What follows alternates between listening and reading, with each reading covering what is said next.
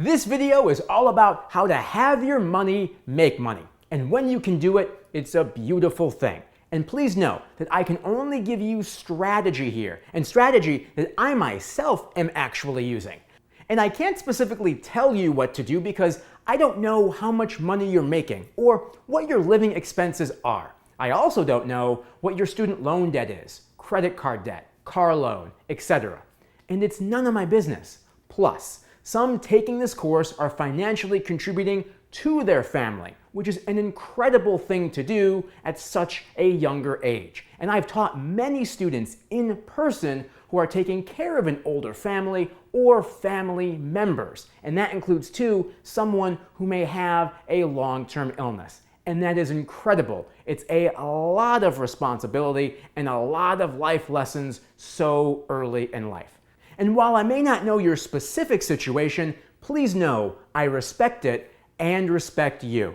And one more thing as we dig deeper. Obviously, I'm not a financial advisor, so you may want to run this by one before you take action. So with that, let's begin. To start, let's talk about your company's plans. Your station will more than likely have a 401k plan, with the provider being a company you probably recognize from TV, like Fidelity or TIAA-CREF. When I was at NBC5, the corporate owner, Comcast, used Fidelity.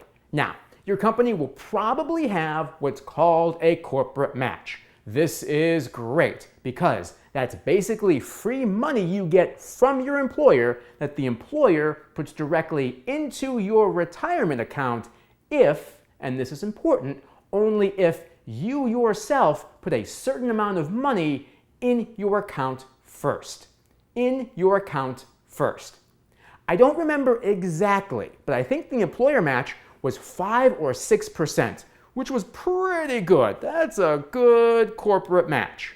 And there's one more distinction to look out for, and that is how your company actually matches the money. They will do this probably one of two ways. So let's use really simple numbers to walk through this. So let's say the company will match the employee's retirement contribution 100% up to 6% of the employee's annual pay.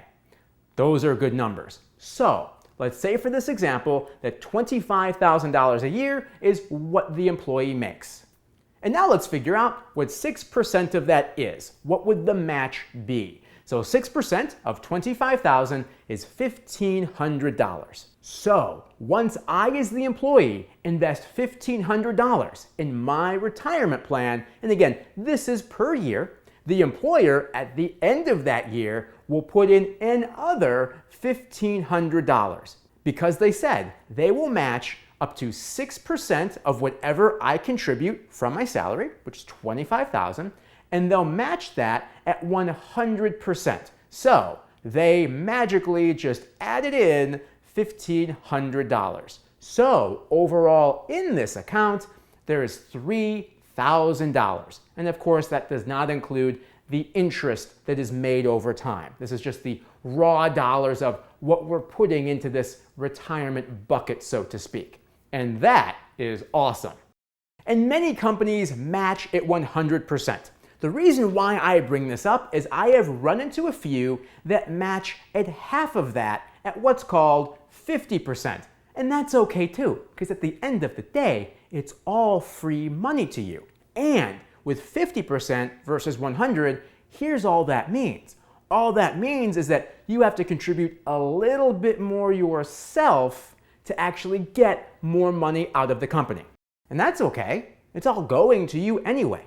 So, for example, let's go back to our numbers. To get your company to give you that same $1,500, you yourself have to invest $3,000 of your own money into that account. But after that, here's what's cool. In example 1, you put in $1,500, you got $1,500 more for $3,000. In the second one, you did have to put in more money. You had to put in $3,000 to get the same $1,500 match, but overall in the account is now $4,500. So in our latest example, you have $4,500, and this one you have $3,000. But this one stands to be able to make more money over time because not only is more money going in, but that more money will make more in interest because there's more of it. Now, if you're here, this is great too, because you're probably saying, well, Andrew, I got to spend $1,500 less here and I don't have $3,000 to put into account over here in this better account. That's okay too. Then just do this. Either one of these is fantastic and will financially put you at least a decade, possibly more. And that's a true statement. You can Google people's finances in their 20s, 30s, 40s, and even 50s, and you will see that if you start saving for retirement in your first job, in some way, maybe you can't put in the full $1,500. Maybe you can only put in $1,000 or $500. And again, this is a year. Do that because at least you're still getting some corporate match. And if you're doing this, you will be financially ahead of so many of your peers. And of course, this takes discipline because the money that you're putting here, you can't spend in real time right now on something else. And I have been there too. And now let's talk about growth. Look at this graph. It's what represents what you call compound interest, meaning obviously this money makes money over time, but that money stays in the account, making you even more money. So when you take a look at this chart, you see this curve. And the great thing here is when we're talking about interest in this example is a positive thing. Usually consumers are used to this being a negative thing because they're borrowing money, a home loan, a college loan, a car loan. When we're talking about retirement, interest is on your side. Compound interest is a fancy term. It's the name for the money that's made by your money that makes money. So when you put that $3,000 in or that $45,000 in, and this is all tied to the stock market, and we'll get into that in a few moments. But again, when your $3,000 and $4,500 make more money, that result is interest. Compounding is added to this term as compound interest because you had $4,500, you had $3,000, that interest goes on top, and that interest now stays in the account. So your interest moving forward now makes more interest, which makes more interest. And obviously here, the money grows. And it does this because when you put money into your retirement account, again, that account is tied to the stock market. And yes, it can fluctuate up or fluctuate down. When it fluctuates up, your money created money. And obviously, again, we call that money interest. So the next day, you start with more money than you had yesterday. And if the stock market goes up again, then the day after that, you have even more. Now, does the stock market go down? Yes, of course. But over the course of 40 years or 20 years for those who started later, and we'll have an example of that too, you will be able to survive not only the highs, which will be great, but also the falls too. What in journalism, in common business speak, we call as the crashes. There are, and this number typically changes, you will live through starting in your 20s to retirement age, which is late 60s, early 70s. You may witness 7 or 8 highs and crashes. You may witness 7 or 8 crashes. Could it be fewer? Of course. That's just sort of what economists and financial experts happen to say. So now, let's look at this visually. You can see here where things really get exciting. This point in the chart is when you've put in so much money that your money is truly a money machine and is now creating lots of interest and lots more money at a faster pace than it did the years before. And this is the visual representation of the power of compound interest. So written out, it's your investment plus the interest it made in year one. And it's everything from year one plus the money you put in, your employer put in to match, and then the interest that was made on that money in year two.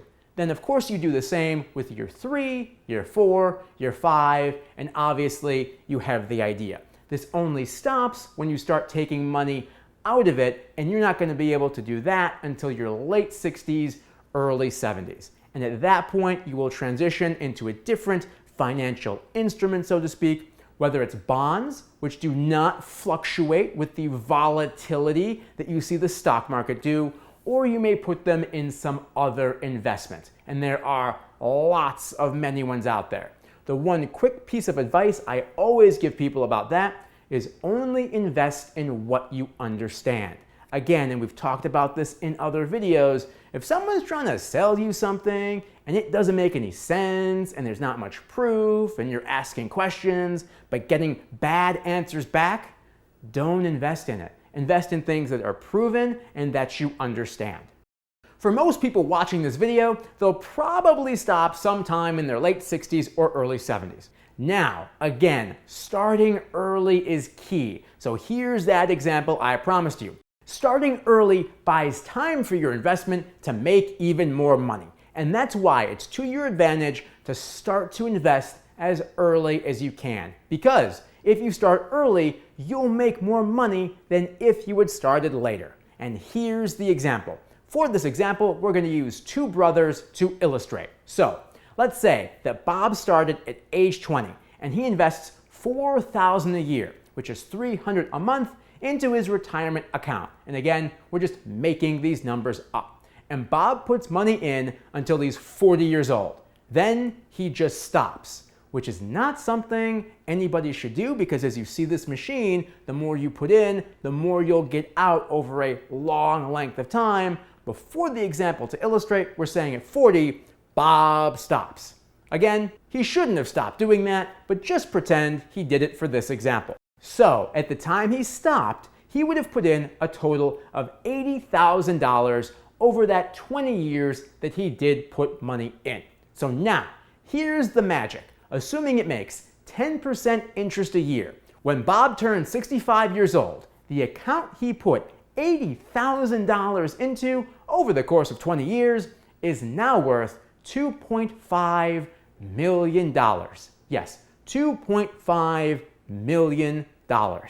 Bob is very much now a millionaire. Now, let's talk about his brother Bill. Bill didn't start saving until he was about 40 years old, at the time when Bob stopped. Obviously now you're beginning to understand why this story is structured this way. So Bill doesn't start until he's 40 and actually saved and invested for a longer period of time than his brother Bob. He saved 5 years more until he turned 65. So he's got 25 years worth of money in the market. And by that, he put in the same $300 a month and $4,000 a year. But his investment only made $400,000. The difference is that Bob's money had more time to grow. 20 years more time for a total of 45 years of growth. Bill's money only had 25 years to grow, and he put more money in. And that's why I say, invest as much money as you can, as early as you can, because as you can see, a little really does go a long way. And now you can definitely see the advantage of putting in the amount of money necessary to get that employer match, because the employer is adding in free money into your money machine. So now, let's talk about when you get a raise or get a new job in a new market and you're now making more money. Do one of these two things with it in this order. So first, create a savings account and save until you have at least 3 months worth of living expenses, meaning rent, renter's insurance, the car payment, the car insurance, food, you get it, basic expenses. And if you have the discipline to save for 6 months of expenses, you are creating lots of flexibility for yourself should something ever happen. And now with that, it is definitely easier said than done. But the advice I just gave you is very common advice to people who coach others in this area. And after you have that savings, that's when you can start to do a second thing. So you've been doing this employer 401k or 403b with the employer match. You also now have some kind of emergency fund. Now, here's something cool that you can do to get a second money machine going. And this is what's called a Roth IRA. And it's very similar to that 401k or 403b that your company lets you participate in. Here's the thing.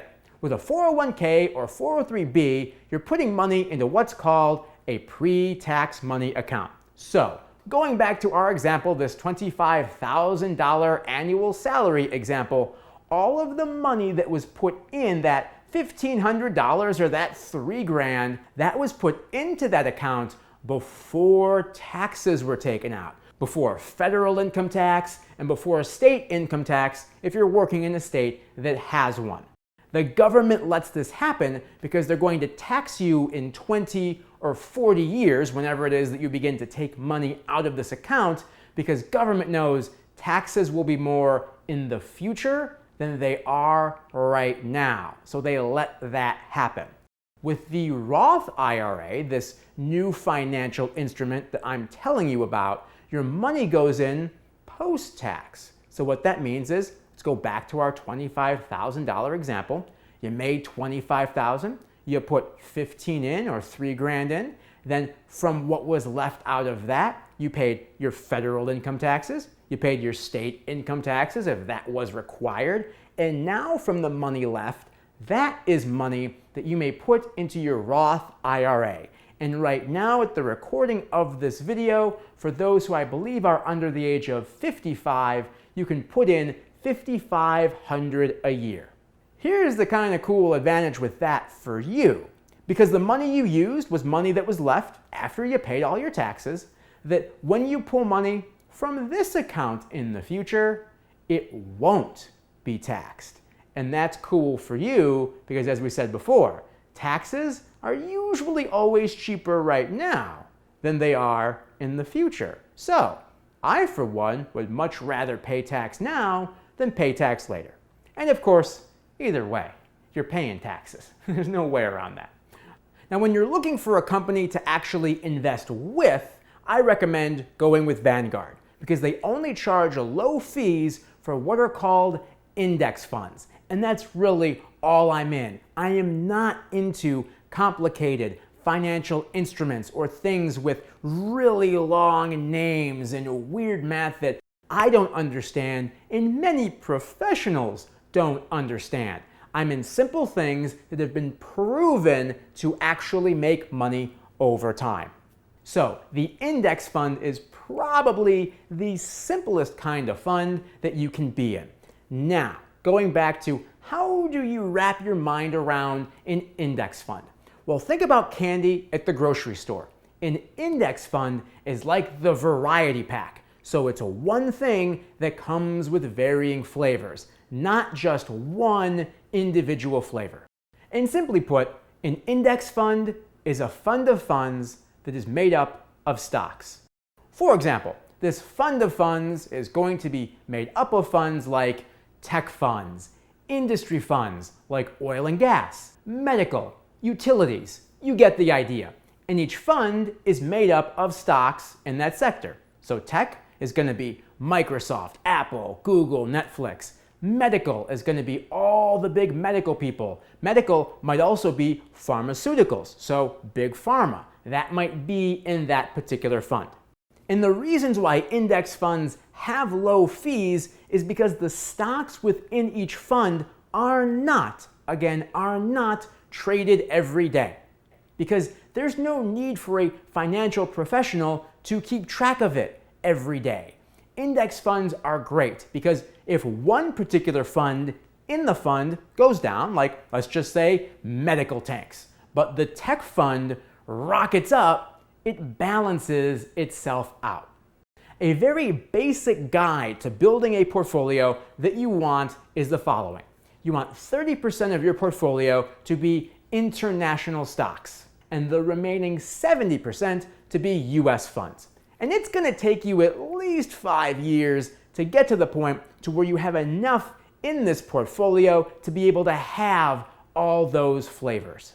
And once you do, all you do from here is add more money into the fund, specifically into the fund that needs to be raised a little bit. So there's some years that my international is low, so I funnel more money into there. There are some years where a part of this 70%, and you see that there are various funds for the US in the 70%. The one that's low or may need to be raised, I may put more money into that specific one. So once you have the basics down, it's a little easier than you might think to figure out where to put the money. So again, this part is simple. The choices of funds that you have to make up your portfolio will take a little bit of research. And this is where it helps to ask someone that you know in finance, preferably some kind of a financial advisor. And I have friends as well as people in my family who've not only helped other people with this, they've actually helped build these for organizations. So I have been very lucky to have that resource. And again, of course, no matter what I've said in this video, I have to say that I am not your financial advisor. In fact, I'm not a financial advisor. I want to give you this information so that you know how to intelligently talk to one. And there are lots of other companies other than Vanguard. So again, pick the one that's right for you. The overall point here is to save everything you can. And it will be hard, but your future self will definitely thank you, because even then you will be in by far a much better financial situation than your peers. And one way to help you do this is that when you get a raise, keep your current lifestyle. Don't raise it. Instead, put the money towards an emergency fund or invest it somewhere to where that money is making money. Avoid raising your cost of living. Act like you are not making the extra money, and again, put that towards something else. In other words, keep your current lifestyle, because it's with that lifestyle that you can save money. So, hopefully all of this opens your eyes to how powerful investing can be, especially if you can find a way to start early. So with that, I will see you in the next video.